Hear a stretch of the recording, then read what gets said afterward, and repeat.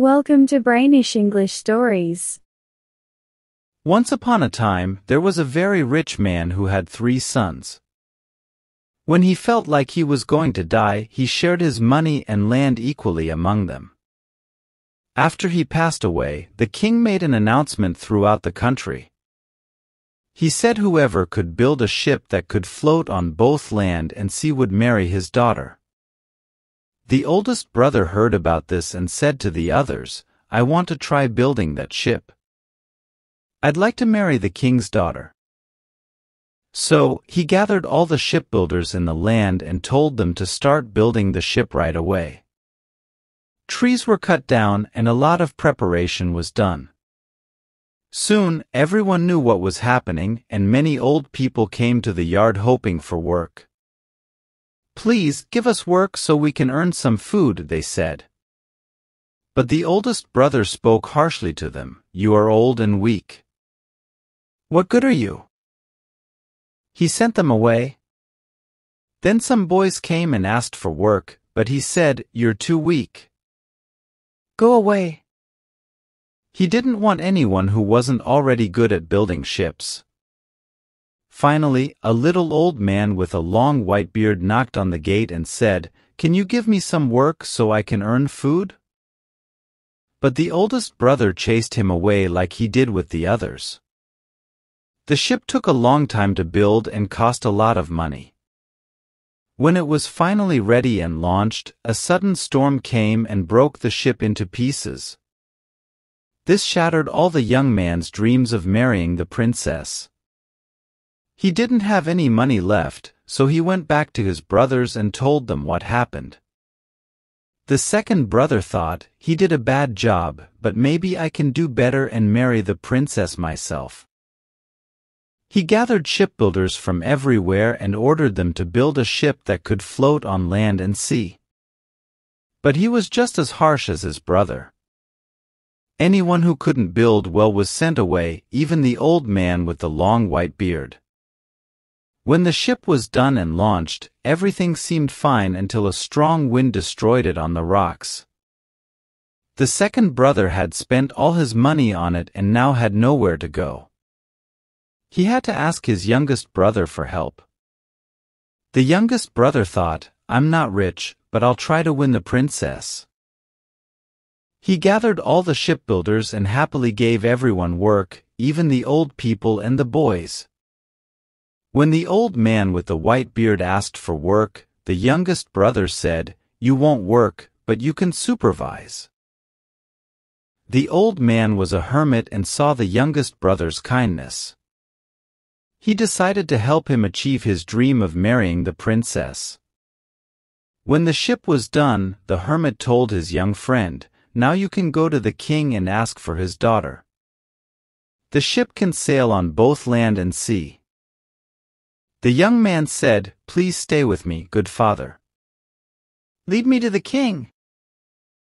The hermit agreed, but said, "You must promise to give me half of whatever you receive." The young man agreed quickly, "Sure, I promise."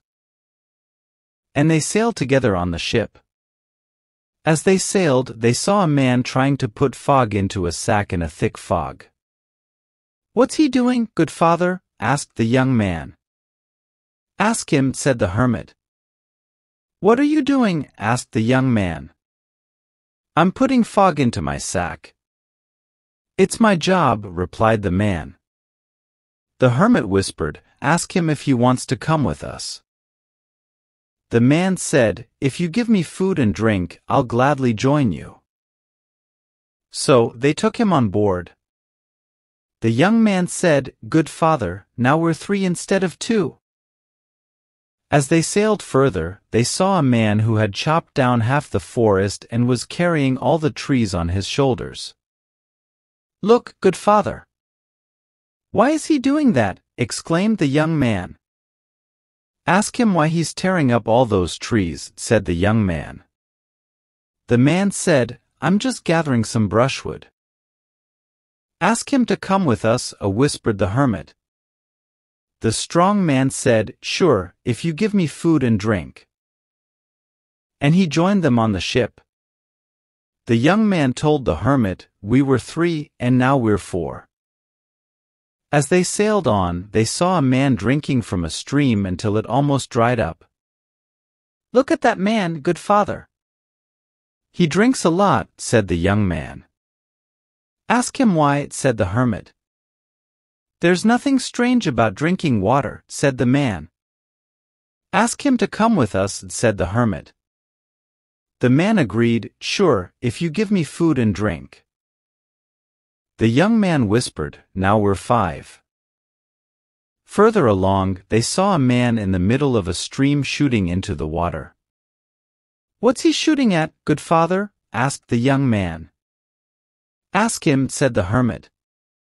"Shoo. You scared it away?" "There's a quail in the underworld, and I wanted to shoot it." "That's what I do. I never miss." "Ask him to come with us," said the hermit.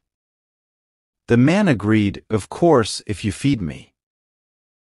So they brought him onto the ship, and the young man said quietly, "Before we were 5, and now we are 6. As they sailed, they met a man walking towards them with steps so long that one foot was in the north while the other reached the south. "Look at him, good father. He takes big steps," said the young man. "Ask him why," said the hermit. "I'm just going for a walk," said the man.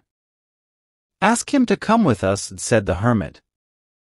"If you give me plenty of food and drink, I'll come," said the man, climbing onto the ship. The young man whispered, "Before we were 6, and now we are 7. The hermit knew why he gathered these strange people. After many days, they reached the town where the king and his daughter lived. They stopped the ship in front of the palace, and the young man went in and bowed to the king. "O Majesty, I built the ship as you asked. Now let me marry your daughter," he said.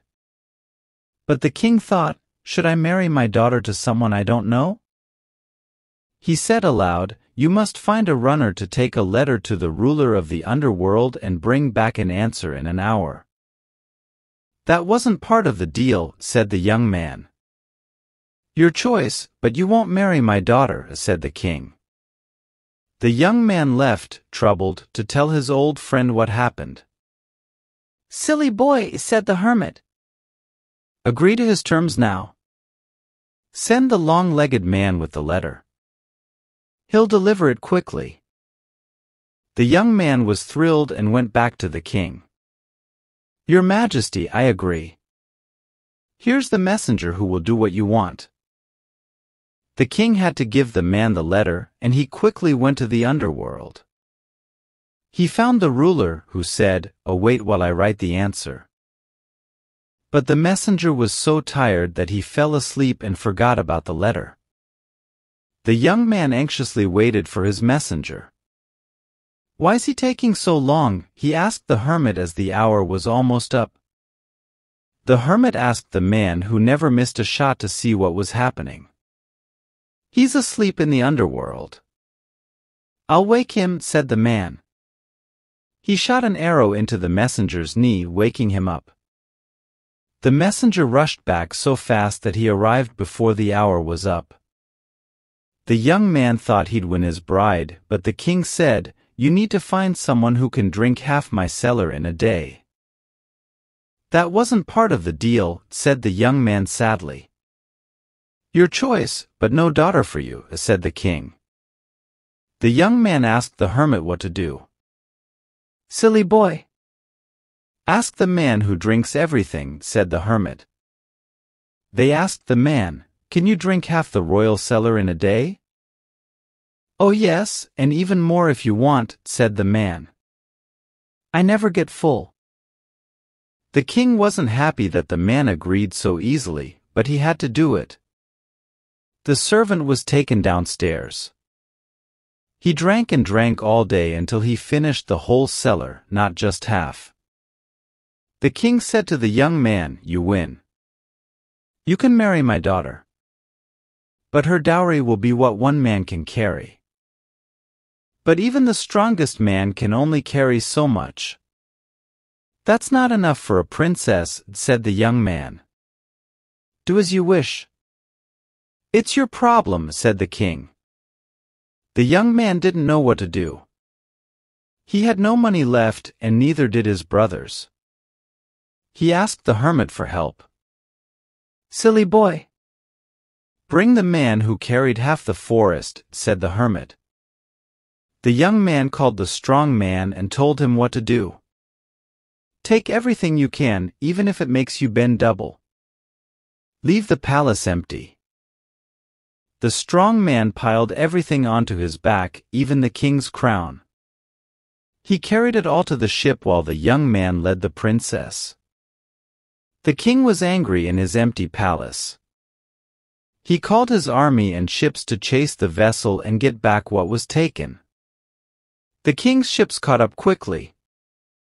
The hermit told the young man, "Do you see that?" The young man panicked. "Go no, good father. They're coming after us." The hermit told him to call the man with the fog. They released the fog and it covered the king's ships. They couldn't see anything and had to turn back to the palace. The young man's ship reached home safely. "Well, here you are again," said the hermit. "Now you can keep your promise to give me half of all you have." "I will gladly do that," said the young man. He divided his treasures, keeping some for himself and giving the rest to his friend. "Good father, it's done," he said when he finished dividing everything. "Done?" exclaimed the hermit. "You forgot the most important thing." "What's that?" asked the young man. "We've divided everything."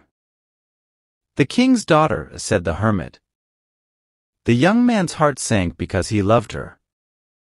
But he said, "I promised, and I'll keep my word." He drew his sword to cut her into pieces. When the hermit saw how much he valued his promise, he stopped him. "Stop. She's yours along with all the treasures. I helped you because you were kind to those in need. When you're in need, call me, and I'll come," said the hermit. As he spoke, he touched their heads softly and disappeared. The next day, they had the wedding and the brothers came to celebrate. They all lived happily, remembering the hermit who was a good friend.